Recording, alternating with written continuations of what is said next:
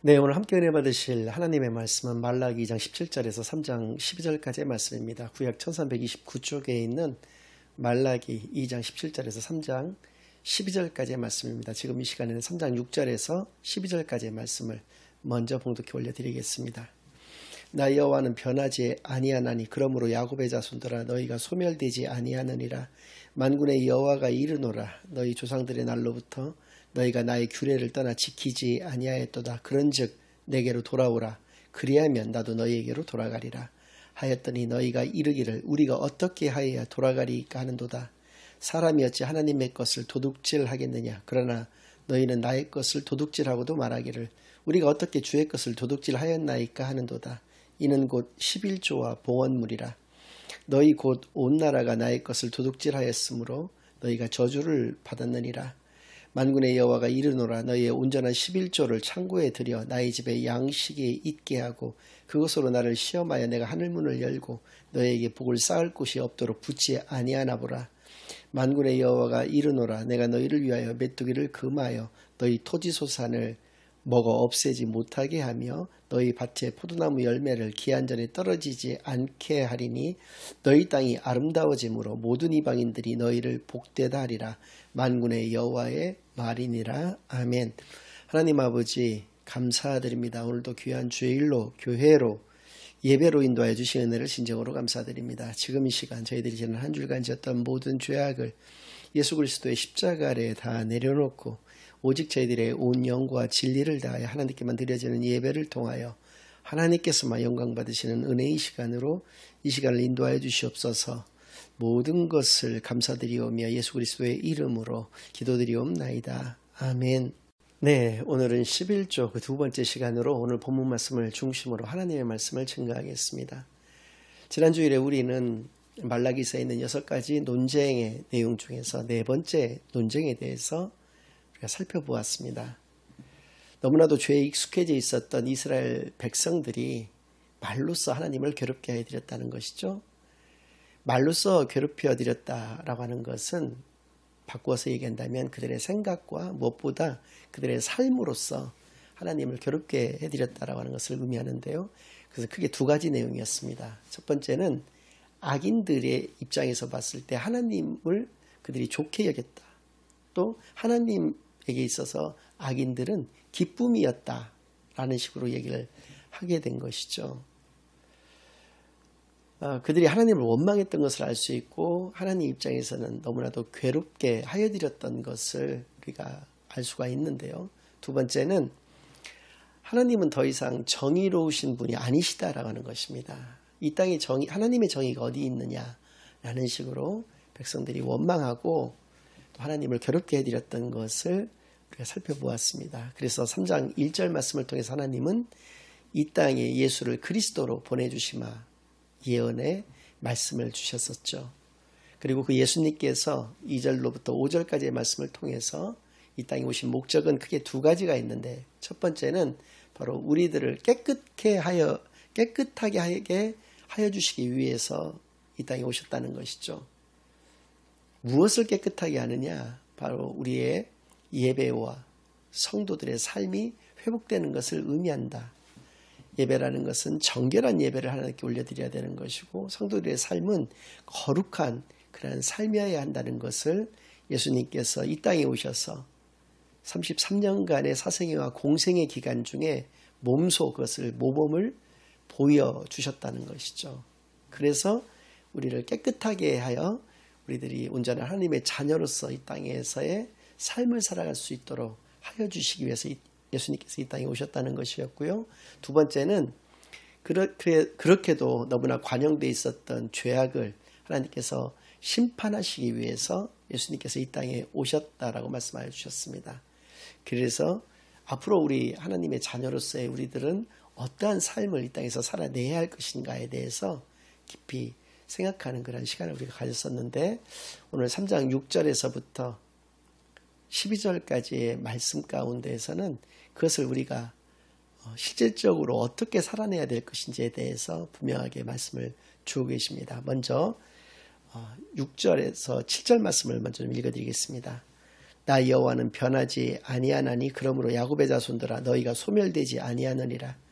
하나님께서는 영원하신 하나님이시기에 하나님의 자녀들을 멸망 가운데 소멸되게 놔두시질 않는다라는 것을 말씀하여 주시면서 만군의 여호와가 이르노라 너희 조상들의 날로부터 너희가 나의 규례를 떠나 지키지 아니하였도다. 그들이 죄악 가운데에서 계속적으로 그들의 삶을 살아갔던 것을 우리가 알 수가 있는 것이죠. 그런즉 내게로 돌아오라. 그리하면 나도 너희에게로 돌아가리라. 하나님께로 돌아가는 것, 그것이 바로 회개입니다. 회개하면 우리의 삶이 회복된다라고 하는 것을 분명히 알 수가 있는 것이죠. 그러니까 회개라고 하는 것은 누차 말씀을 드리는 것과 같이 우리가 가던 길에서 멈추어 서서 되돌아서 하나님께로 다시 돌아오는 것.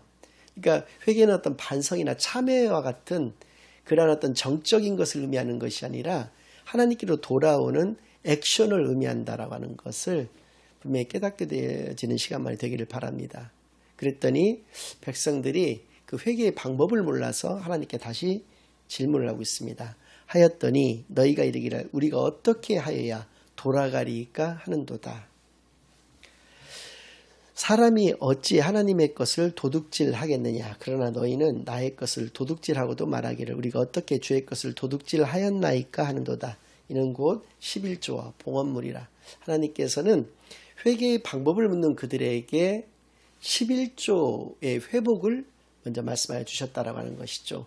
이 말씀이 나오게 된 이유에 대해서 우리가 느헤미야서를 한번 참조를 해볼 필요가 있습니다. 느헤미야서 13장 10절에서 13절까지의 말씀 제가 읽어가면서 말씀을 올리도록 하겠습니다. 내가 또 알아본즉 르이 사람들이 받을 몫을 주지 아니하였으므로 그 직무를 행하는 레위 사람들과 노래하는 자들이 각각 자기 밭으로 도망하였기로 내가 모든 민장들을 꾸짖어 이르기를 하나님의 전이 어찌하여 버림받았느냐 하고 그 레위 사람들을 불러 모아 다시 제자리에 세웠더니 이 말씀이 가지는 의미는 어떤 것이냐면 레위 사람들에게 이스라엘 지파가 그들이 받을 몫을 지급을 해야 됩니다. 이것이 무슨 의미를 가지고 있냐면 여호수아 시대에 그들은 가나안 땅을 정복했습니다. 하나님의 은혜로 가나안 땅을 완전히 정복을 한 후에 12개 지파가 있었는데 11개 지파에게 그들이 받을 땅들, 몫을 다 나누어 주었습니다. 그리고 그 11개 지파에게 이야기하기를 레위 지파는 하나님께 예배를 올려드리는 제사를 올려드리는, 여기서 금방 10절에서 노래하는 자들이라고 그러니까 가수를 생각하실 수도 있지만 그게 아니라 하나님께 찬양을 올려드리는 성가대를 의미하는 것이거든요. 그러니까 레위 지파는 하나님께 올려드리는 예배와 또 말씀을 증거하는 그러한 사역을 담당했던 사람들이었기 때문에 그들에게는 일반적인 그러한 노동과 같은 것들을 시키는 것이 아니라 그래서 그들을 땅을 분배하거나 그러질 않았다는 것이죠. 그리고 대신에 그들의 수확에서 10분의 1을 그러니까 11조를 그들에게 주어서 그들이 받을 몫을 가질 수 있도록 또 그 성전을 그들이 이렇게 운영해 나가고 관리해 나갈 수 있도록 그렇게 다른 지파에서 11조를 통해서 그것을 해 나갈 수 있도록 이렇게 했다는 것이죠. 그런데 신앙이 그들이 이제 없어짐으로 말미암아서 그들이 11조를 제대로 하지 않으니까 레위 지파들이 먹고 살 길이 이제 막막해진 것입니다. 응당 그것 때문에 자기들이 땅을 분배받지도 못하고 재산을 받지를 못했었는데 그들이 이제 수입원이 끊긴 것이니까 그들이 밭으로 이제 나가게 되었다라고 하는 것이죠. 왜냐하면 생계를 위해서 나갔다는 것입니다. 그러니까 하나님의 전, 즉 성전이 무너지게 되었다는 것을 이야기하는 것이죠. 그래서 민장들을 불러다가 느헤미야 시대에 느헤미야가 꾸짖었다는 것입니다. 그래서 그들이 받을 몫을 받을 수 있도록 11조를 회복시켰다라고 하는 것이죠. 그랬더니 12절 말씀 이에 온 유다가 곡식과 새 포도주와 기름의 11조를 가져다가 곡간에 들임으로 내가 제사장 셀레마와 서기관 사독과 레위 사람 부다야를 창고지기로 삼고 mat단야의 손자 삭굴의 아들 하난을 버금으로 삼았나니 이는 그들이 충직한 자로 인정됨이라. 그 직분은 형제들에게 분배하는 일이었느니라. 그들이 제자리를 찾았다는 것입니다. 레위 지파가 레위 지파로서의 그 사명을 감당할 수가 있었다는 것이고, 말씀드린 바와 같이 그 사명이라는 것이 말씀 증거와 예배 인도였다는 것이죠. 그래서 다시 그들의 성전이 회복되고 또 그들의 신앙이 회복됨을 통해서 그들의 삶이 회복되었다는 것을 의미하는 것이고요. 그래서 하나님께서는 어떻게 하여야 우리가 회개할 수 있겠는가라고 하는 회개의 방법론을 그들이 물었을 때 11조가 회복되어야 된다라고 하는 것을 가장 먼저 이렇게 말씀을 주신 것입니다. 말씀 증거와 예배 인도라고 하는 레위 지파의 그 사역은 오늘날에 있어서는 목사님의 사역과 같은 것입니다. 그래서 오늘날에도 성도들께서 11조헌금을 포함해서 주일헌금이라든지 감사헌금이라든지 각종 어떤 목적성 헌금, 건축헌금과 같은 선교헌금 이런 각종 헌금들을 드리면, 물론 목적성 헌금은 그 목적에 맞게 이제 쓰여지는 것이겠지만 11조 헌금과 같은 그런 헌금들은 목사님의 사례비라든지 혹은 직분자들의 사례비 내지는 교회의 임대료라든지 관리비라든지 어떤 그런 운영에 관련된 비용을 이렇게 처리를 하는데 사용되고 있다는 것을 우리가 알 수가 있습니다. 그러니까 예배를 드리기 위해서 온전한 예배를 하나님께 드려지기 위한 그러한 어떤 경제적인 뒷받침, 그것이 바로 11조 헌금이었다는 것이고, 이것은 이제 그 실질적인 사용에 관련된 부분이고, 하나님께서 11조를 말씀하시는 것은 그 의미가 또 하나 더 있습니다. 그것은 바로 우리 신앙의 회복이라고 하는 것이죠. 11조라고 하는 것은 어떤 의미를 가지고 있느냐 하면, 우리가 가지고 있는 모든 것, 그리고 우리가 벌어들이고 있는 모든 것들은 다 하나님의 은혜고 하나님께서 주신 것이라는 것입니다. 그래서 그것들을 우리가 기쁨으로써 이 땅에서 쓰는 것이죠. 그러나 그 중에서 10분의 1을 성별, 거룩하게 구별하여 하나님께 봉헌한다라고 하는 것은 내 자신을 하나님께 온전하게 헌신하는 것과 같은 의미인 것을, 그러니까 쉽게 얘기해서 11조는 그냥 일반 단순하게 돈을 교회에다 드리는 것이 아니라 바로 나의 신앙의 고백인 것을 우리가 분명히 알 수가 있는 것이죠. 그러니까 우리의 신앙이 회복되는 것이 우리 삶의 회복으로 이어진다라고 하는 것을 이 말씀을 통해서 우리가 깨달을 수 있게 되는 것입니다. 또 9절 말씀은 너희 곧 온 나라가 나의 것을 도둑질하였으므로, 그렇죠. 개념적으로 11조를 하나님께 드리지 않았다라고 하는 것은 하나님의 것을 도둑질한 것이 되는 것이죠. 그 10분의 1을 하나님께 드리지 않고 내가 다 그것을 썼다는 것은 하나님의 것을 도둑질한 것이니까요. 너희가 저주를 받았느니라. 만군의 여호와가 이르노라.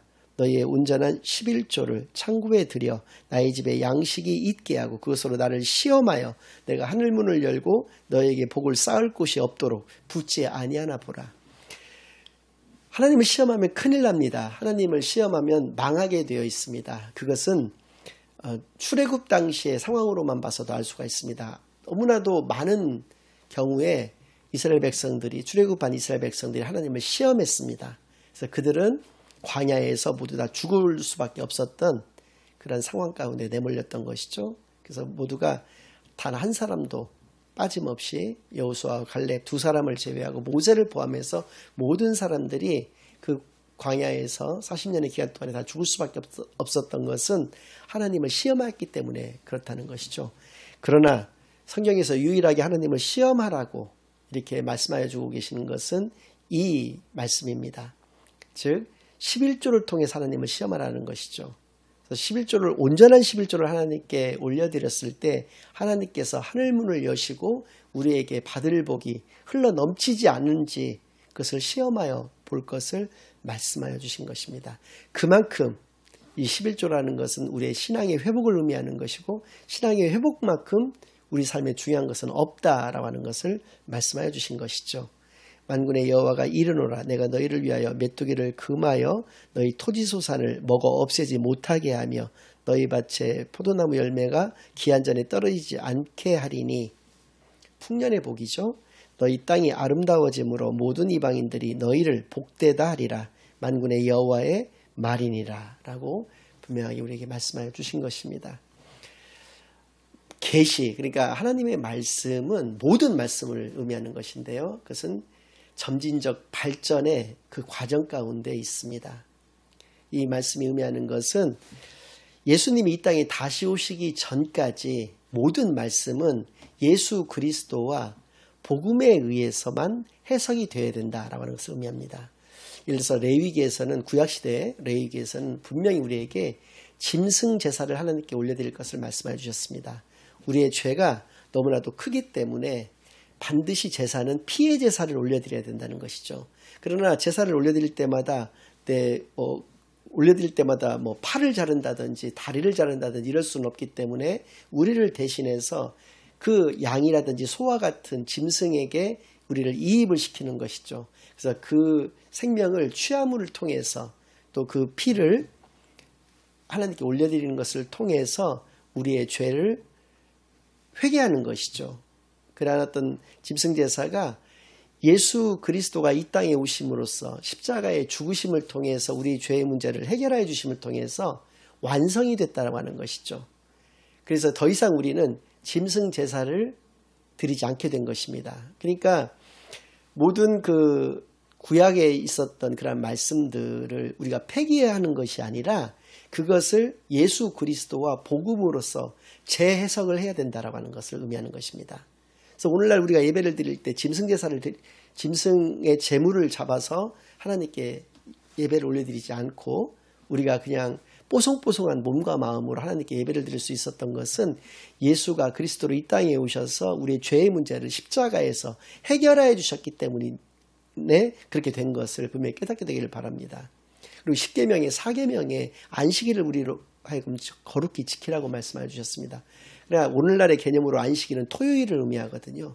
그러나 우리가 토요일에 예배를 드리지 않고 주일 성수라고 해서 주일을 거룩하게 지키는 이유는 예수님께서 십자가에서 죽으신 후 3일 만에 부활하셨는데 그 부활하신 날이 주일이었기 때문에 그렇습니다. 그래서 초대교회 성도들은 주일을 지키게 되었던 것이죠.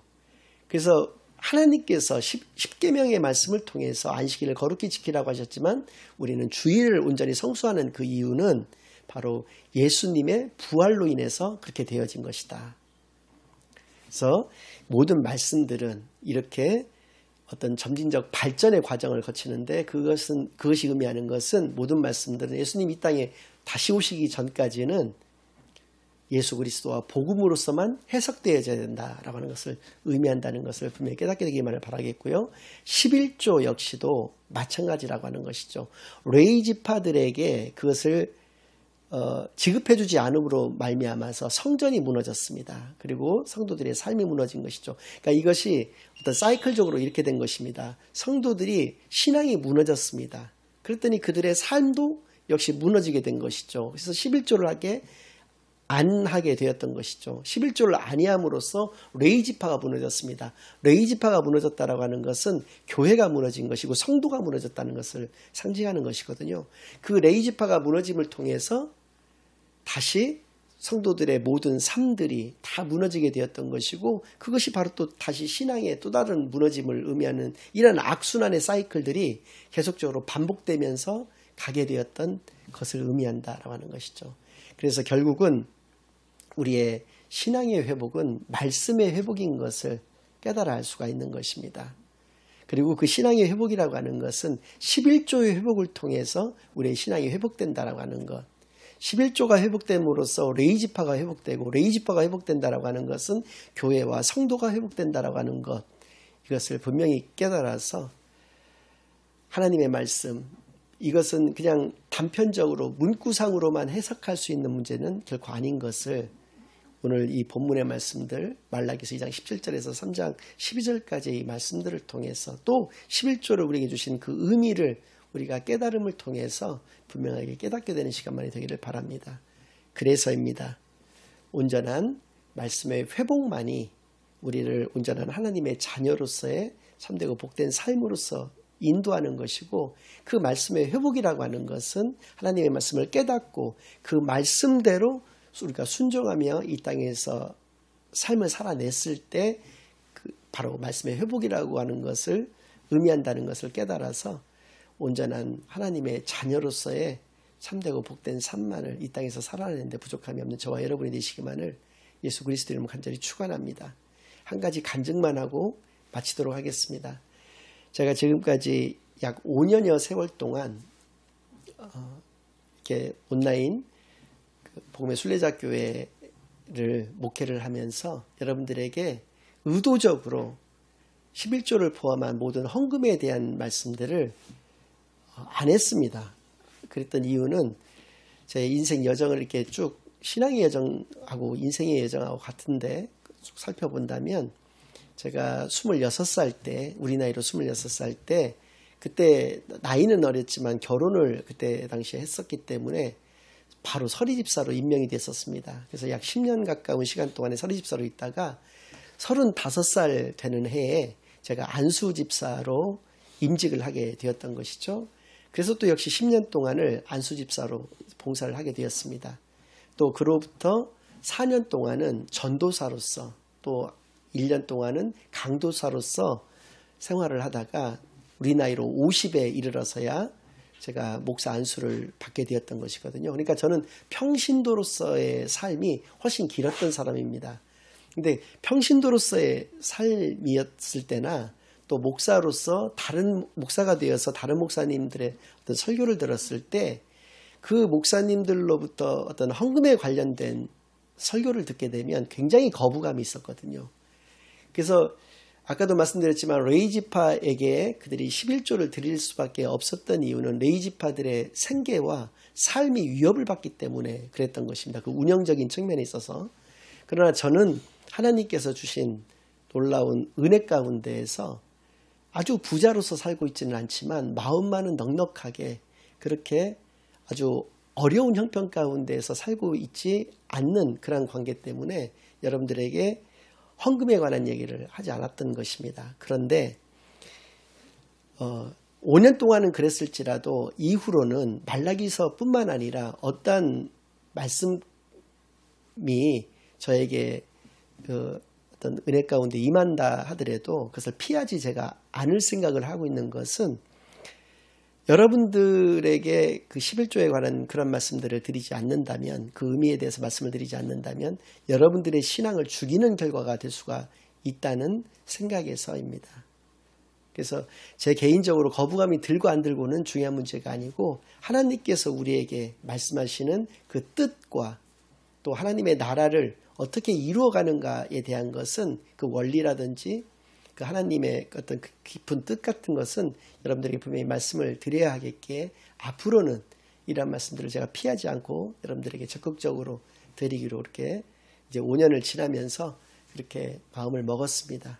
그렇게 이해를 하시고 앞으로 저와 같이 함께 하나님의 자녀로서 참되고 복된 삶을 이 땅에서 함께 이렇게 살아가는데 동역하여 주시는 그런 귀한 은혜가 여러분과 저 가운데 있기만을 간절히 소망합니다. 축도로 예배를 마치겠습니다. 이제는 우리 주 예수 그리스도의 은혜와 아버지 하나님의 극진하신 사랑과 성령 하나님의 내주인도 역사 교통하심이 11조에 담겨있는 이러한 깊은 뜻을 온전히 깨닫고 하나님의 자녀로서의 참되고 복된 삶만을 회복하여 이 땅에서 살아내기로 다짐하고 결심하고 돌아가는 모든 사랑하는 주의 자녀들과 그 가정 위에 그들의 생업 위에 이제로부터 영원까지 항상 함께 있을지어다. 아멘.